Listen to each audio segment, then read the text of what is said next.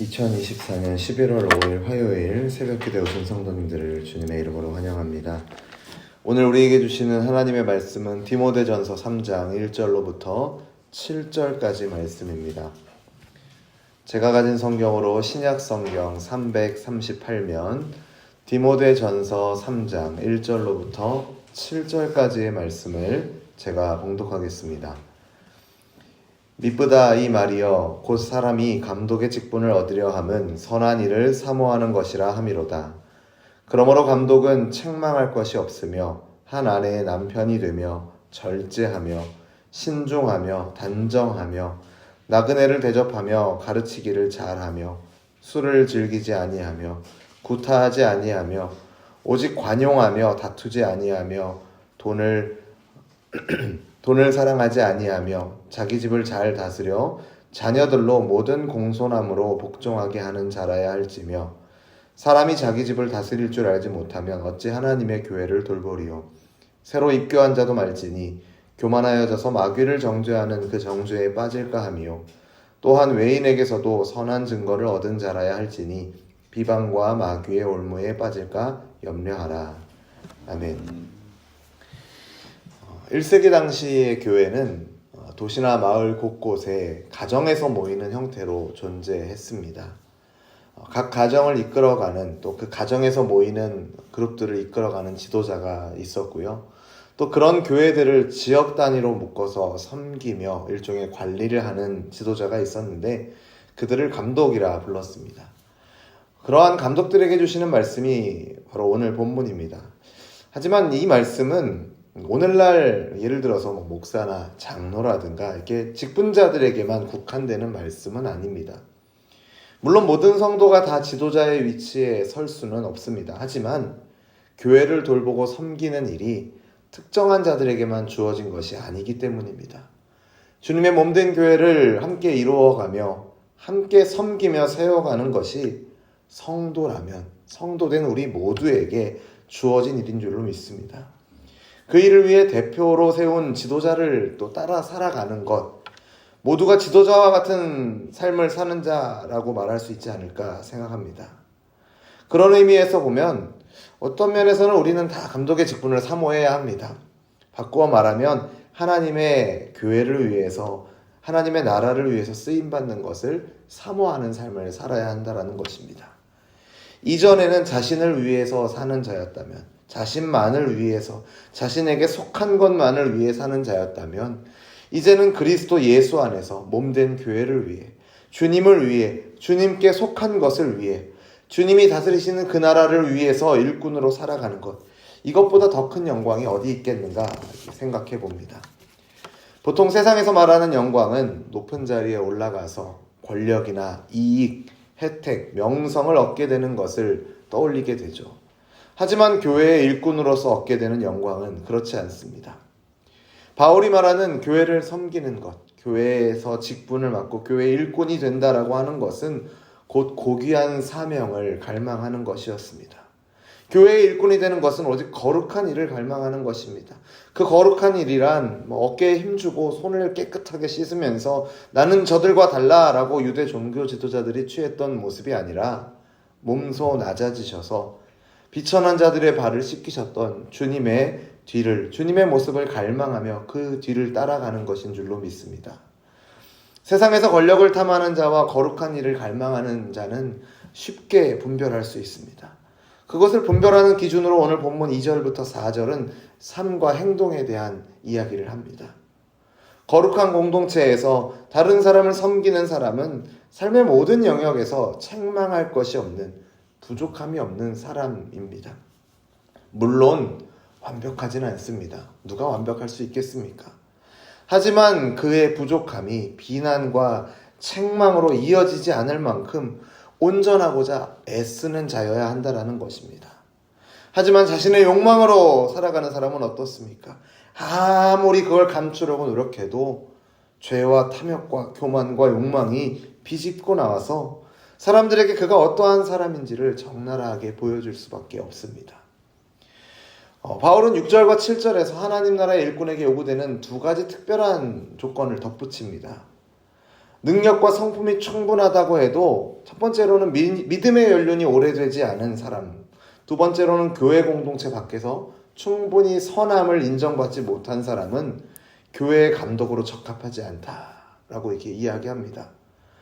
이것은 교회를 섬기는 어떠한 면에서는 또 이에 해당될 것입니다. 특별히 지도자로서 교회를 이끌어가는 입장에는 적용이 되겠죠. 이 말을 바꾸어 말하면 영적으로 성숙해야 한다라는 것입니다. 요리는 빠르게 속성할 수 있는 방법들이 있습니다. 얼마 전에 이렇게 지금 유행했던 요리 프로그램이 있는 것 같은데 굉장히 짧은 시간 안에 오랜 시간 숙성한 그런 김치의 맛을 내는 그런 방법들도 있더라고요. 그런데 신앙은 어떻습니까? 속성 과정이 신앙에는 없습니다. 금방 성장해서 높은 영적 수준에 도달할 수 있다면 참 좋겠습니다만 신앙에는 그런 영역이 존재하지 않습니다. 특별히 교회를 섬기는 일꾼에게는 더더욱이나 신앙이 성숙되는 과정이 필요합니다. 단순히 신앙의 연수가 오래되어야 한다라는 이야기를 하거나 많이 알아야 한다라는 차원이 아니라 그것을 넘어서서 수많은 시간 동안 알게 되고 경험하는 것들을 통해서 신앙의 연륜이 쌓이고 거기에서 나오는 지혜로 교회를 섬길 때 생기는 여러 일들에 대해서 잘 판단하고 대처하는 것이 필요하다라는 것이죠. 이 지혜는 바로 주어지는 상황마다 만나는 사람마다 하나님이라면 어떻게 하기를 원하시는가? 주님이라면 어떻게 생각하셨을까? 이 마음을 가지고 구하고 찾고 거기에 순종하는 과정, 즉 주님과 동행하는 과정을 말하는 것입니다. 새롭게 붙인 장작의 불이 뜨겁게 타오르고 그 뜨거운 열정, 새로 입교한 자들의 뜨거운 열정도 필요합니다. 하지만 신앙의 성숙이 동반되지 않은 뜨거운 열심과 열정은 교만함에 또 악한 유혹에 쉽게 넘어질 수 있기 때문에 바울은 특별히 그것을 주의할 것을 말합니다. 또한 교회를 섬기는 일꾼이 자신의 행위로 인해서 세상에서 인정받지 못하고 비난을 받는다라고 한다면 그것은 곧 교회를 손상시키는 일이 될 수 있기에 주님께 해를 끼치는 일이 될 수 있기에 바울은 이 또한 주의할 것을 말하고 있습니다.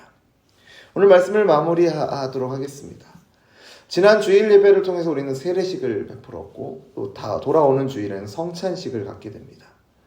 이러한 성례를 통해서 우리는 주님을 향한 신앙을 고백하며 신자가 주님과 연합한 자임을 기억하게 됩니다. 어느 특정한 사람만이 주님의 몸을 이루고 세워가며 섬기는 것이 아니라 모든 신자는 함께 주님의 몸을 이루고 있다라는 것을 우리는 기억해야 합니다. 혹시 교회를 섬기는 일에 대해서 주저하는 마음이나 부담으로 느끼는 분이 계신다면 자신을 예수님의 몸된 교회의 일부로 여기고 예수님의 몸의 일부로 교회로 여기고 그 몸을 위해서 일하는 것이 얼마나 큰 기쁨인가를 알아가시고 기억하시는 저와 여러분 되기를 바랍니다. 왜냐하면 몸 전체를 위하는 것이 곧 예수님을 위하는 것이기 때문입니다.